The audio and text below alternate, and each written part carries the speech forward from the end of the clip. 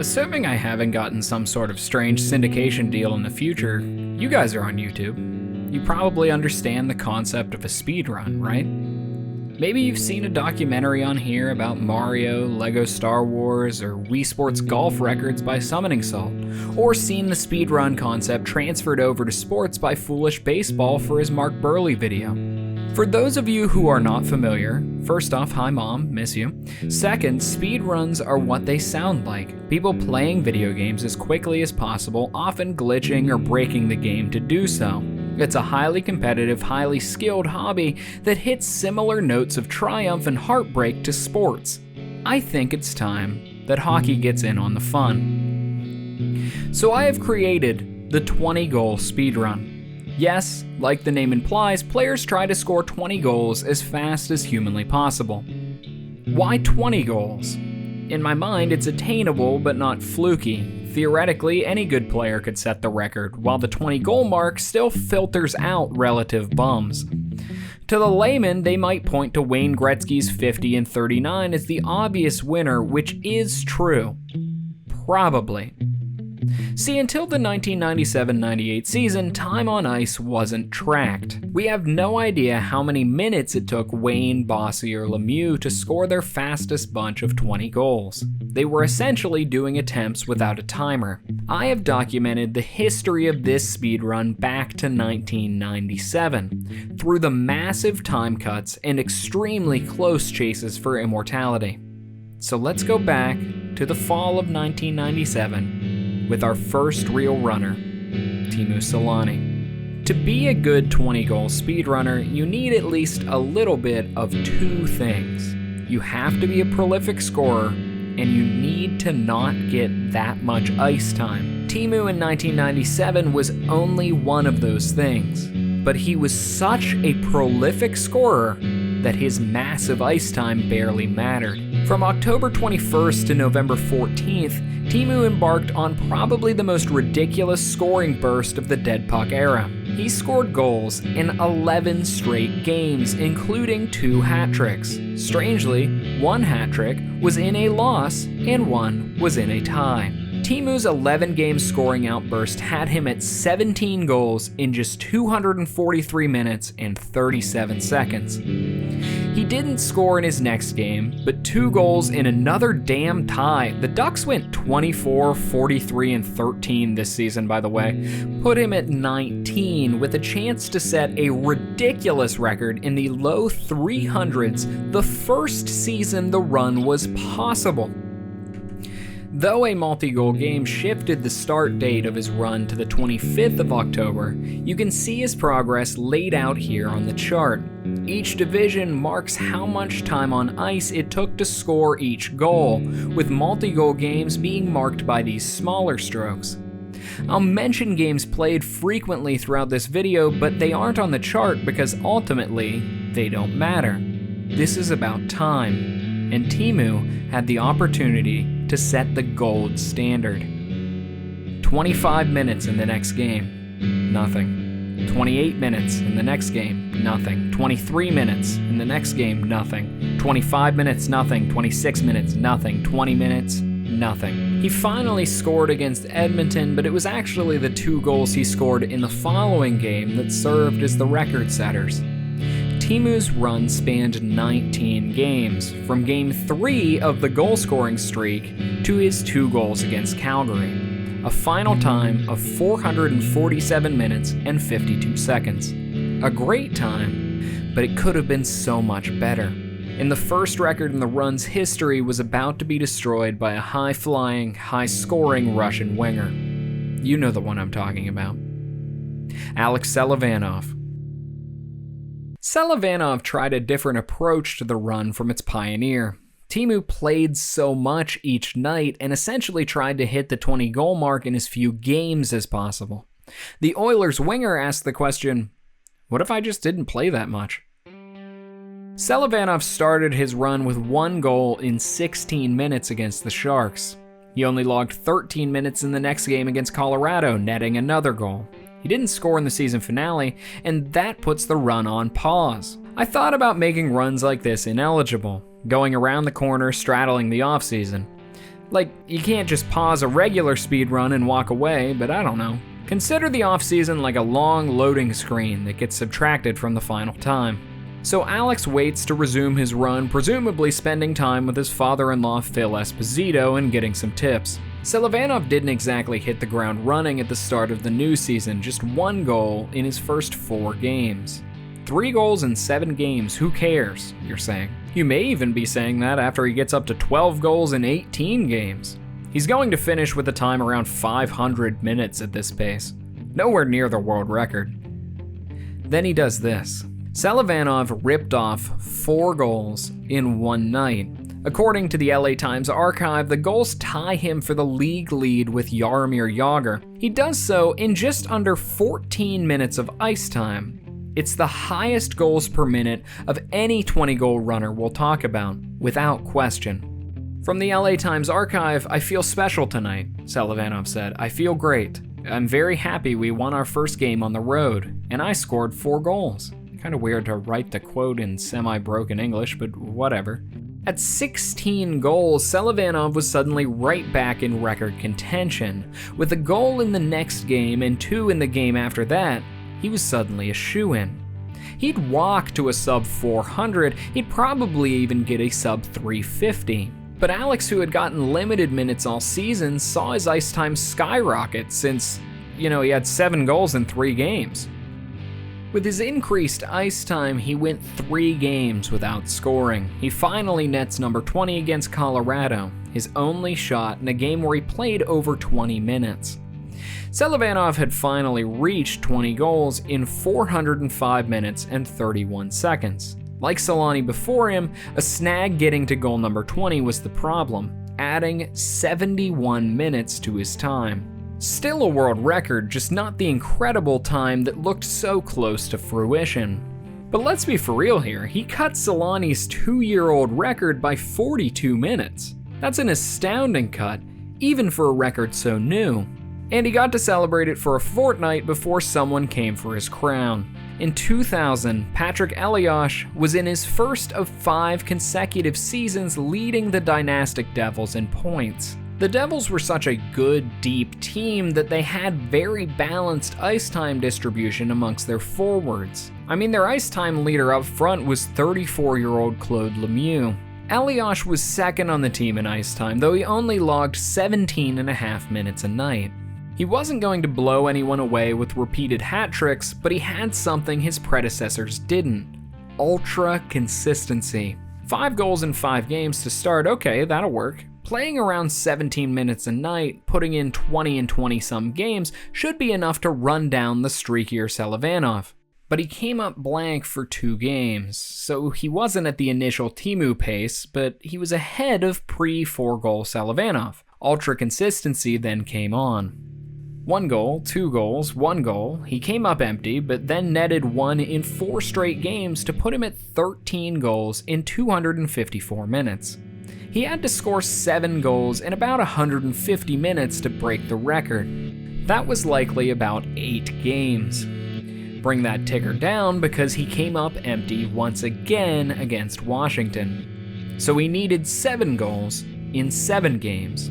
He did it in 5. Elias is our first guy not to put up a hat trick during his run. He just nickel and dimed his way to a new world record of 355 minutes and 35 seconds.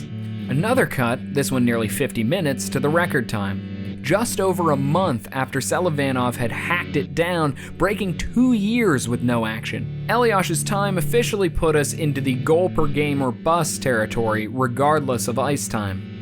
It was later in the same calendar year that Elias helped his biggest competitor, his teammate, Alex McIllni. McIllni was one of the most feared scorers of the 90s, highlighted by his 76 goals in 77 games in 1993. Though he wasn't that player anymore at 31 in December of 2000, he still had plenty of offensive punch left in his game. He started off his run with 7 goals in 6 games. He was rolling out of the gate. As was the case with many of these guys that generally got second-line minutes but started to heat up, their coach seemed to catch on a little late. McIllni logged 23 minutes against Columbus but went without a goal. He scored only once in his next 3 games, putting him at 8 goals in 10 games, 171 minutes. He needed something to force himself back into the race.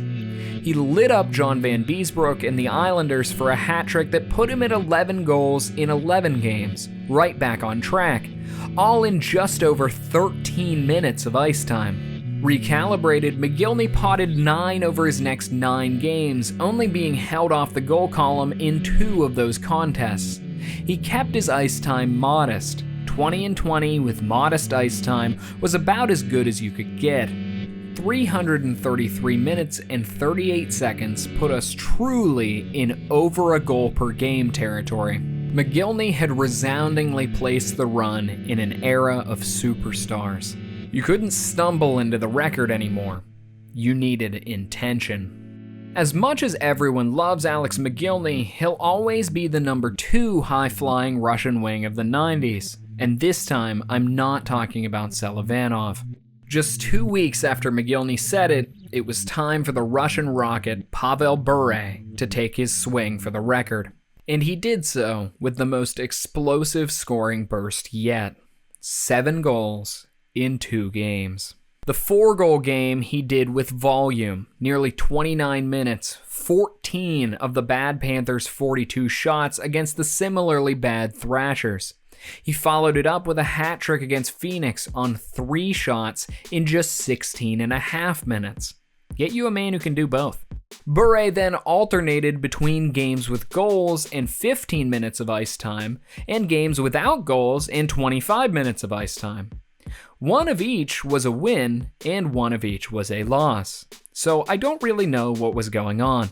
His next 2 games came with a total of 3 goals, all on the power play. He was now up to 12 in just 8 games, half of them with the man advantage. The following 5 games were less sterling, as he added just 2 power play goals to his total. He was still at 14 goals in 13 games, but he had the massive, nearly half-game ice time totals that McIllni didn't. At just under 260 minutes, he needed to speed it up if he wanted the record. He needed to score 6 goals in 74 minutes. Given that Beret was logging over 23 minutes per night, he had about 3 games to do it. A hat trick in the first game was a good start, and 1 goal in the subsequent game kept him on pace. Sort of. He was at 314 minutes and 2 seconds. To beat McIllni, he needed 2 goals in less than 19 minutes and 36 seconds of time on ice, well below his average time on ice. He would go against the extremely high-powered, porously defended Penguins. It was set to be a firefight. Beret did his scoring early, hitting the 20-goal mark early in the second, but by the rules of the Run, he just had to finish the game. He needed to stay off the ice, and with the game tied at 3-3 after the second, Beret looked unlikely to clinch a new world record. But as the game turned more lopsided in Pittsburgh's favor and extremely nasty in the third, Beret's minutes were limited. But was it enough? Beret finished that game with 16 minutes and 39 seconds of ice time. With a 330-minute and 41-second run, Beret had beaten the record by less than 3 minutes. And that is where the record stood. The days of the limited ice time sniper or anyone with the incredible burst scoring ability of Beret had gone the way of the dodo. With the cap era came the second dead puck era, dipping the league to offensive lows sometimes worse than its predecessor had. The Beret-level scorers of the early cap era, Crosby, Ovechkin, and Stamkos, played too much ice time to be real candidates for the record, and even they envied Beret's 20 goals in 16 games. The 20-goal speedrun had died. Until 17 years after Beret set the record, when a challenger finally arose. A teenager, touted as the best scoring winger the league had seen since Ovechkin, with horrific defense that caused his coach not to trust him farther than he could throw his 6'5" frame. His name was Patrick Lene, and he was coming for the record. Lene started with 4 goals in 8 games. I mean, that's okay, but 4 goals in 135 minutes? Not so good. But what was good, maybe not for the Jets, but for the Run, was Lene's plus-minus, as stupid a stat as it is. Lene went -2, -2, and -3 over a 3-game run. That brought his ice time below 14 minutes. Thanks to this, his, shall we say, lackadaisical defense, as Lene scored 6 goals in his next 5 games, his ice time crept above 16 minutes just once. Even with that run, Lene was still only up to 10 goals in 13 games, not even on pace to beat Solani's groundwork time. Things were even more grim after a scoreless game 14. Lene needed something to break him into real-world record contention. He scored twice against Detroit, twice against Carolina, then all 3 of the Jets' goals against the Rangers. 7 goals in 3 games. Not quite Beret's 7 in 2 games, but for the sake of the Run, it only took him 3.5 more minutes. From the Rangers game recap, we can see that put Lene second in the league in goals. For the Run, he had 17 in 17. With his ice time, he could probably get the record with 20 in 20. Lene kept up his part of the bargain, scoring in his next 3 games, but his ice time had increased, making it a nail-biter. With all said and done, Lene had finished the Run with a final time of 326 minutes and 53 seconds, breaking the nearly 2-decade-old record by just under 4 minutes. The 330-minute barrier had seemed insurmountable for so long, and it had been smashed by a kid that was 2 the last time it was approached. Unfortunately for Lene, something unpredictable happened. Scoring rates in the NHL ticked upwards, approaching heights unseen in the timed era. It was Ovechkin's true heir apparent as the league's best goal scorer that would reach for Lene's crown in 2022, attempting to overshadow the Finn once again. Austin Matthews was on his way to a Rocket Richard trophy and wanted the 20-goal world record to go with it. Matthews wasn't like Lene. Frankly, you would think he played far too much to be a factor. He was putting up Beret-like ice time numbers in 2022 thanks to his sterling defensive acumen. So like Beret, Matthews couldn't mess around and get the record with 20 in 20. He would need a higher ratio than 1-to-1. Could he do 20 in 15? Matthews was immediately off to the races, ripping home 6 goals in 3 games. Listen, I think it should be clear by now, but this is a pro Austin Matthews channel. He's the best goal scorer of his generation that plays Selke-level defense. He maybe has the best wrist shot of all time. I know a lot of people are predisposed to hate him since he's a Leaf, I get it. But don't rob yourself of appreciating a player just to be a hater. Life got a lot better when I stopped hating on Ovi, I'll tell you that. After getting the ball rolling, Matthews proceeded to score exactly once in 8 of his next 9 games, which, though it sounds crazy, put him well behind schedule to catch Lene. He was now at 14 goals in 246 minutes and 41 seconds. At his average time on ice, he probably needed to roll out 6 in 3 games. With a hat trick against the Lightning, it was obvious Matthews heard loud and clear. 17 in 13. In the Leafs' next game, they had a firefight with the similarly offensive Panthers. The matchup that once featured a 5-1 Toronto lead ended 7-6 in overtime on a Jonathan Huberdeau goal. After all that, Matthews had 3 assists. Up above 289 minutes, Matthew would need a 3rd hat trick in 30 days to break the record. And with 13 minutes left in the 3rd against Tampa, he had 2 goals. Late in the 3rd, he forced a turnover deep in the Lightning zone, and he shuffled it off to Marner for the Leafs' final goal of the game.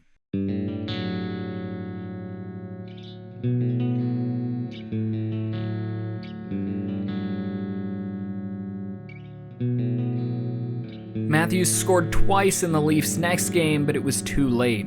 He had 21 goals in 16 games. He'd probably have had the record if it was a 21-goal run. But his time of 333 minutes and 16 seconds did not eclipse Lene.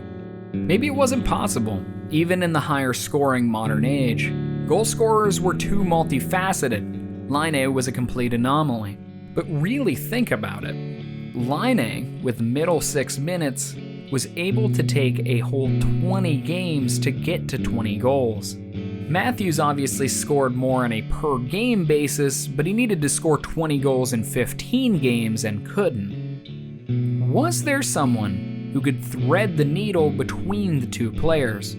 Not playing too much, but still playing enough to reach 20 goals in under 20 games. It probably needed to be a guy that didn't sniff the penalty kill. Maybe he was too slow for it. Probably a younger guy who was still building trust with a new coach. He'd have to be on a good team so he wouldn't instantly be the center of all offense for scoring a few times. Honestly, it would help if he was on a bit of a cold streak heading in too. On October 27th, with every one of those stipulations met, Jason Robertson started his run.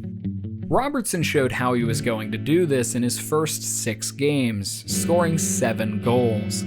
More crucially, he scored these goals in just over 103 minutes. He was over a third of the way there already. Was he going to break the 300-minute barrier? But everything started to crumble in just 4 games as Robo only scored twice. It sunk his time to just another Matthews-paced run. Blah. But Stars coach Pete DeBoer started sending Robertson out more, forcing the young wing to either start scoring or completely torpedo the run. Robertson scored 7 goals in his next 4 games. Suddenly, the Star had 16 goals in 14 games in a hair under 255 minutes. Assuming he would continue his upped ice time at around 20 minutes per night, Robertson had 3 games to break the record.